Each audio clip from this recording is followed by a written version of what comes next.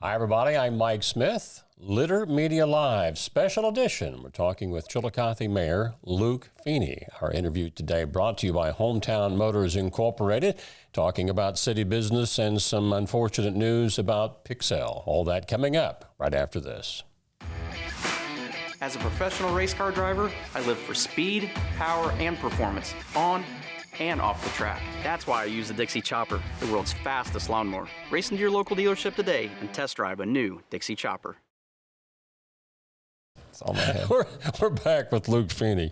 Yeah, it was that was 2 interviews ago, right? It was your birthday that day. That's right, tax day. But that was a triple whammy, because we also got word that day originally that Pixelle paper mill in Chillicothe would be closing their doors.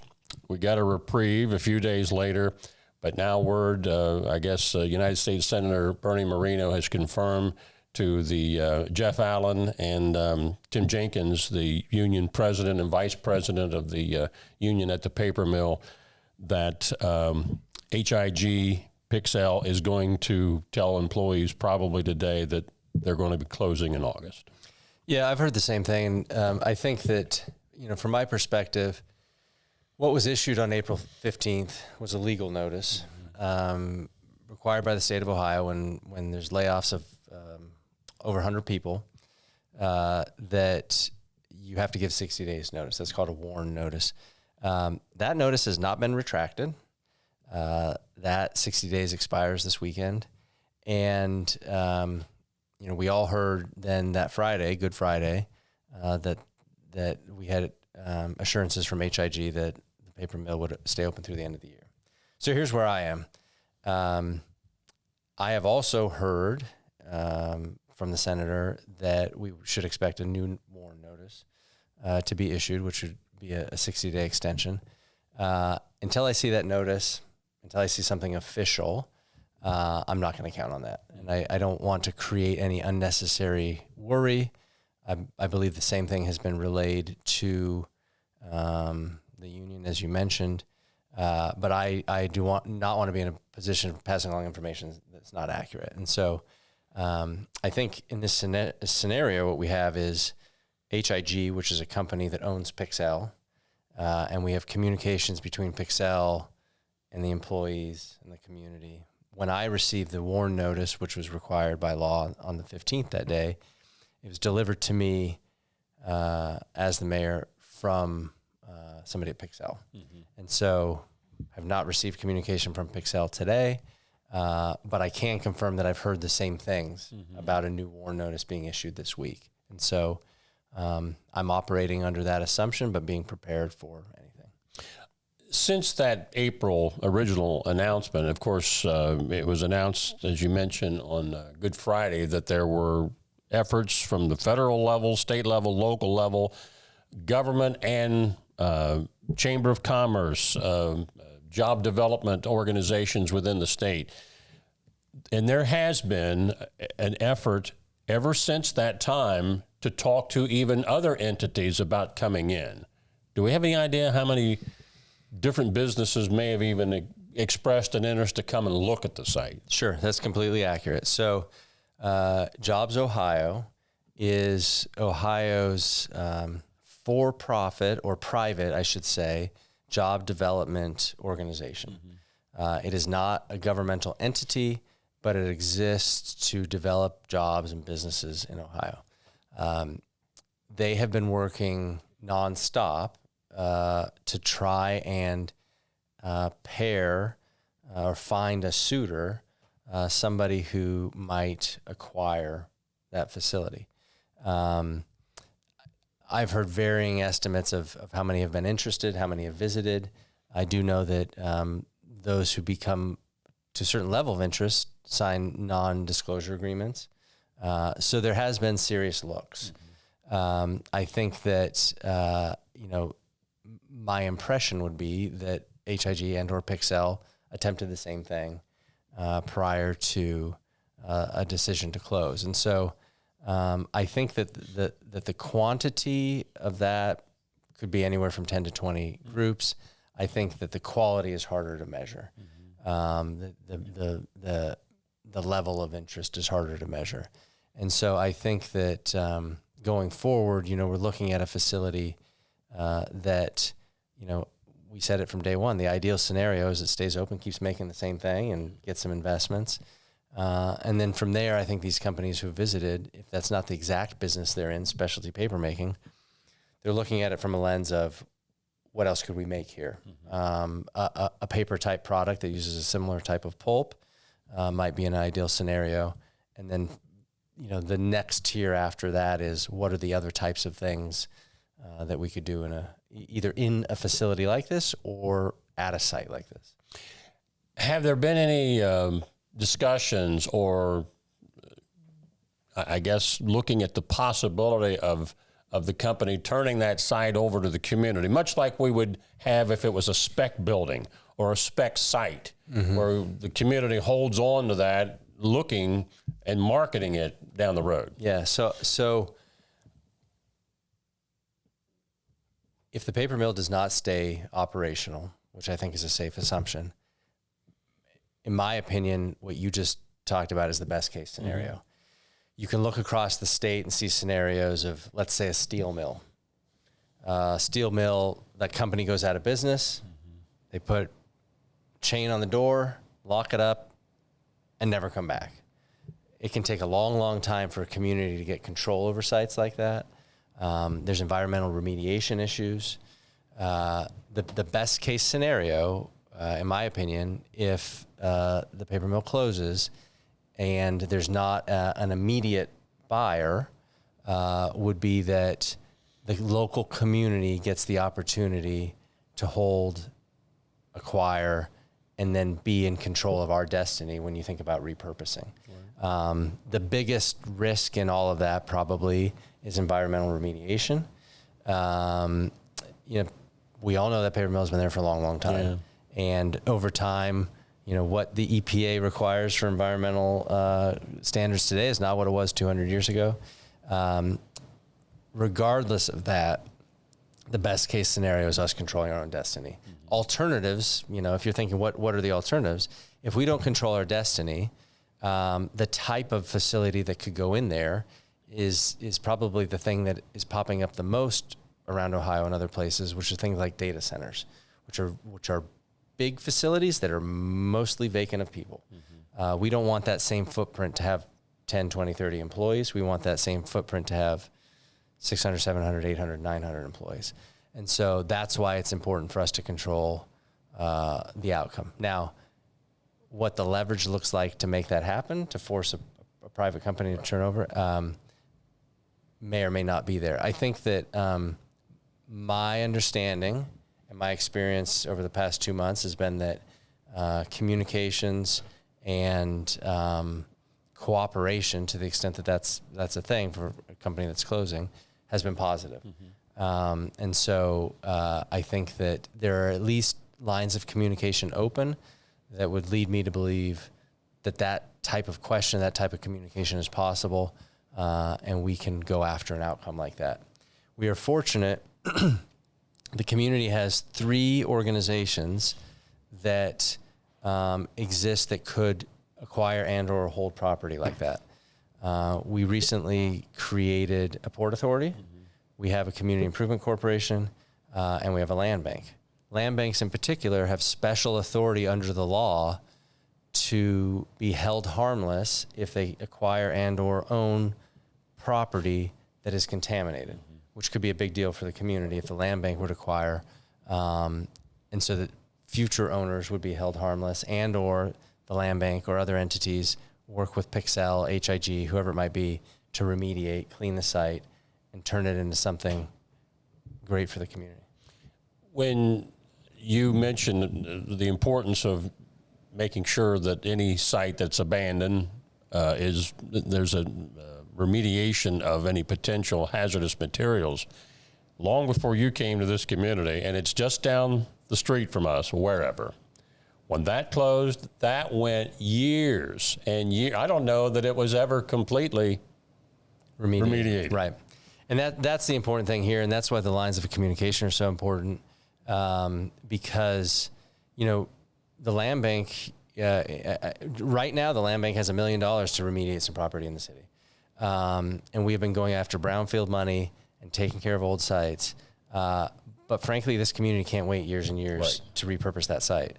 And so, I'll reiterate, Jobs Ohio, the support we've gotten from the state, the officials that we've mentioned before, it's real. And they have been very helpful in helping us think through how to get funding to do certain things, the steps necessary.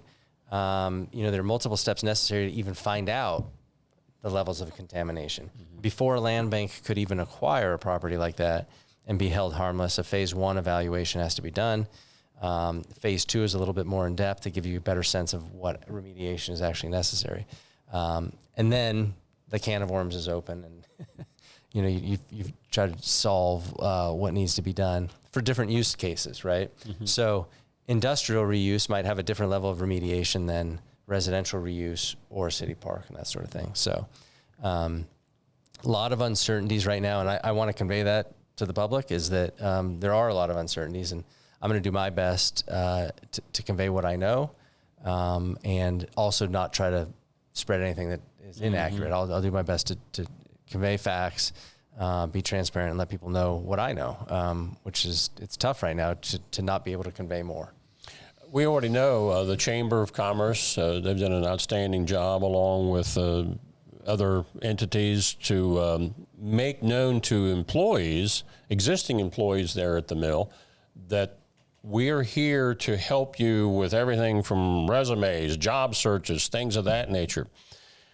I know that years ago there was and I think this was put into place by Congress, because I can remember when the old Bud company, Bosch, out in Frankfurt closed, they could show that closure had something to do with foreign businesses that caused the downfall of the domestic business. And as a result, many of those employees were given grants to go get an education in another field, to receive training. Is there any way that could be tied into the possibility of this plant closing? Yeah, I haven't heard about that. I think you guys have brought up already the Scioto Valley Forward website. Yep. That's a collaborative effort to basically A, just get information out, B, let people be aware of, the library has 3 days a week. It's going to be a computer lab. Job fairs coming up and resources that'll be available. I don't want to speculate on A, what's caused it, or B, what resources might be available. I think that what we know is locally we will advocate, whether it's to, federal delegation, state senators, Congress, the state of Ohio, for any and all resources that we can bring in, whether that's retraining, extended unemployment, whatever that might be. But I think that the thing that we've been challenged with is, I can't recall a time when we've put all of our time and energy into 3 completely different things, right? We want to put all of our time and energy making sure that employees, if and when they're displaced, have options, but at the same time, keeping employees there so we can show that it's a great facility, and really emphasizing to people who are interested in buying what an incredible workforce we have. I mean, it is a talented workforce. Yeah. That facility has its issues, and I'm confident that only our workforce here in Chillicothe is the only reason it's still going, right? And so we want to see prospective purchasers to see what a good workforce it is, but at the same time, we don't want those employees to wait and deal with that uncertainty. So I think that I know that the local community, the number partners with, like you said, the chamber, everybody else is partnering together to create that resource. This is just kind of, I think, the tip of the iceberg, and then I think if and when it becomes real is when we ramp up those resources and really. I think what we'll try to do is be responsive to the needs specifically as they are. Community Foundation has shown up. Job and Family Services has shown up. And sometimes, in a way, this reminds me of COVID, how every day something was different. And we're trying to respond. We're trying to anticipate the problems.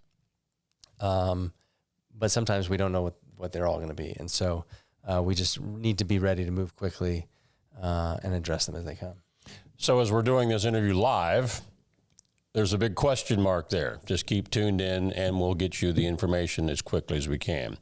Changing gears, something that was announced, golly, maybe over a year ago, as a possible housing development just up the street. That property was sold by the city schools. Goodwill had it for a while.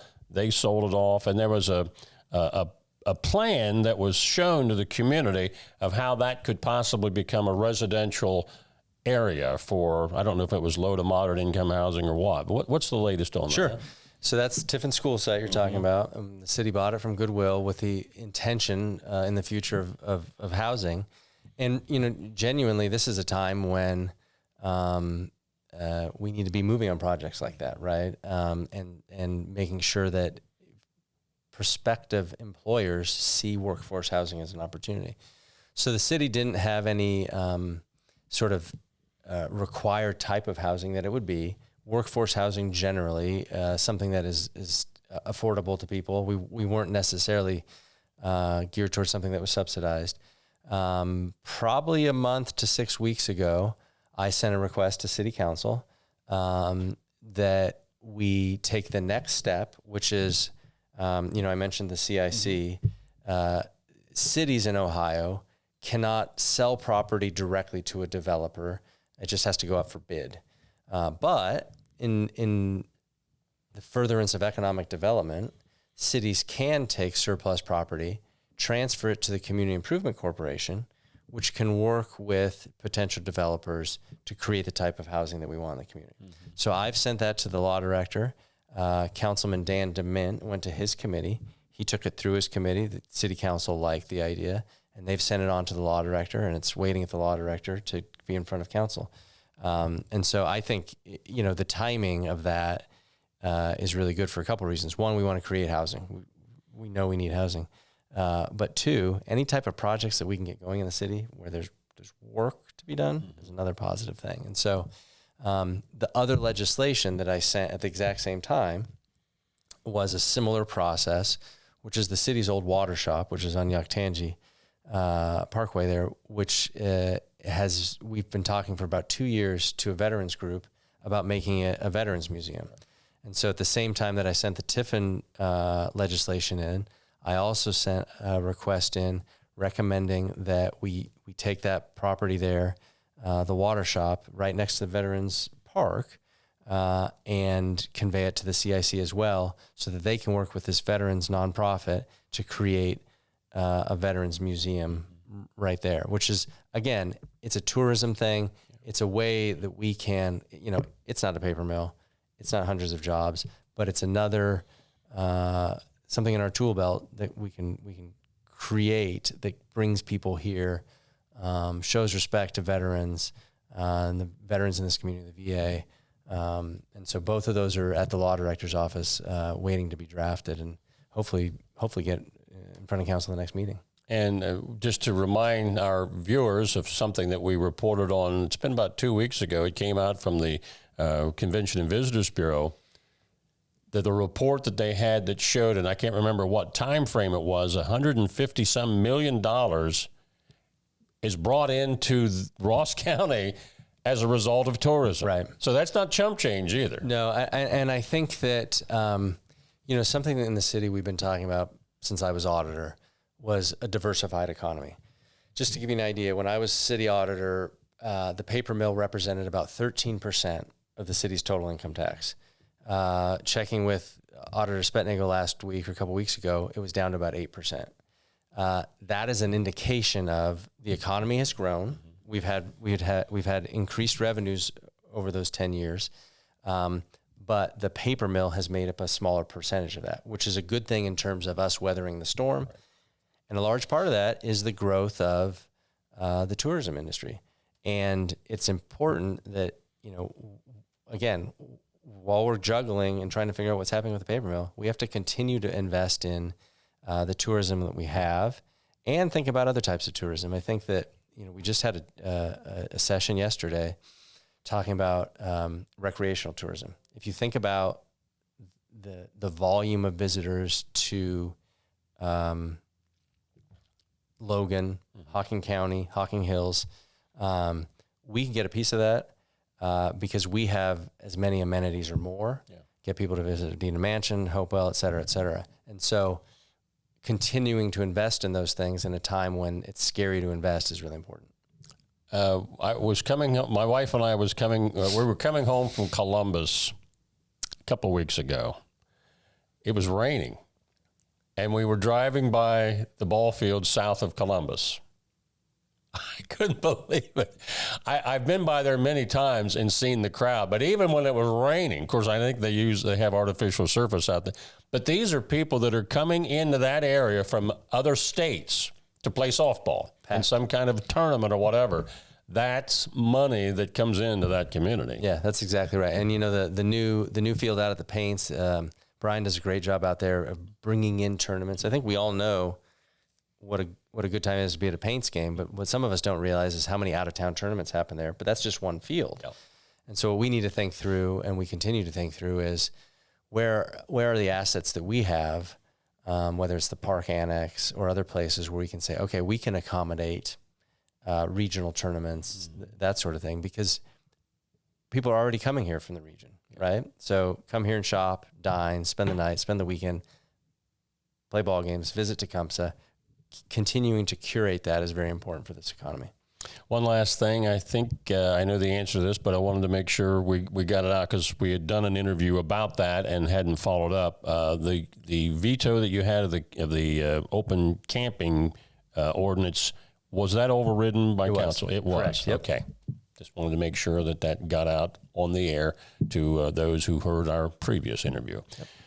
I guess there is just one more promo, and that's this weekend, the Kenworth Parade. That's gotten to be another big thing for the people to come into Chillicothe to see. If you haven't been, you got to go. I mean, it is so much fun. I still think every year, I think it can't be as much fun as last year. And every year it doubles down. I think maybe last year was the first year that the band rolled in on the back of the truck. I mean, it is just the best time. So yeah, Saturday night, even if you have something better going on, it's not better than this. So drop that and come down and come to the truck parade. It is the best. All right, Mayor, we appreciate you being with us. Chillicothe Mayor Luke Feeney on a special edition of Leader Media Live, brought to you by Hometown Motors Incorporated.